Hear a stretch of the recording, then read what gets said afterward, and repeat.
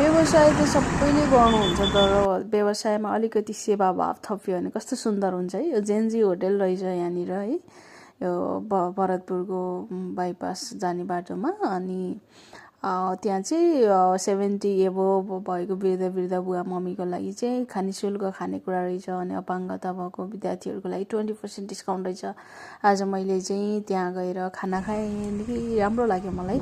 अनि जम्मा 120 रुपियाँमा खाना चाहिँ मस्त खाएर आएँ है। अनि यो चाहिँ मेरो साँझको है, अब दिनको भिडियो भइरहेको छ नि त, साँझको हो। अनि म चाहिँ साँझ जिम जाने बेलामा म चटपट लास्टैका चटपट खानु मन लाग्यो। अनि सप्तगण्डकी चोकमा चटपट खान रोकिएको। अनि उहाँले चाहिँ नाम के भन्नुभएको थियो, विशाल समथिङ के भन्नुभएको थियो।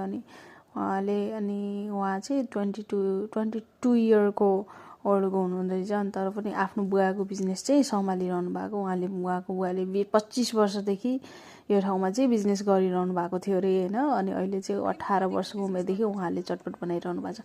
कस्तो लोयल हुनुहुँदो रहेछ उहाँ चाहिँ, एकदमै एकदम पोलाइट वेबाट आफ्नो हुन्छ नि बिजनेस गरिरहनु भएको रहेछ। अनि मलाई पनि यहाँ गएर चटपट खान चाहिँ मजा आयो। कस्तो त्यहाँ चाहिँ चटपट खाइरहेको थियो। अनि चटपटमा त्यहाँ भाइ बहिनीहरू थियो के। अनि उनीहरू मस्त त्यहाँ त्यो एकदमै दिल्ली गएर त्यहाँ खानु रहेछ। अनि उनीहरूले चटपट खाए, त्यसपछि मेरो पालो आयो। उनीहरू चटपट खाएको हेरिरहेको मैले, कस्तो मजाले खाइरहेको कि एकदम इन्जोय गरिरहेको यो बचपन बालपन होइन। अनि आफ्नो साथीहरू एकदम इन्जोय गरिरहेको थियो कि उनीहरूले। अनि मैले उहाँलाई सोधेँ के कतिको बिजनेस गर्नुहुन्छ भन्दा उहाँले भन्नुभयो म 5-6 हजारको बिजनेस गर्छु। अनि तपाईँ खुसी हुनुहुन्छ भन्दा एकदम खुसी छु, म मेरो आफ्नो काम गर्न पाएर खुसी छु भन्नुभयो। त्यसपछि मेरो पालो आयो चटपट पनि मलाई चाहिँ यहाँको दामी लाग्यो, एकदमै ट्वाक्क अमिलो बिरो दामी लाग्यो। त्यसपछि म जिम पुगेर मैले कार्डियो गर्न थालेँ होइन।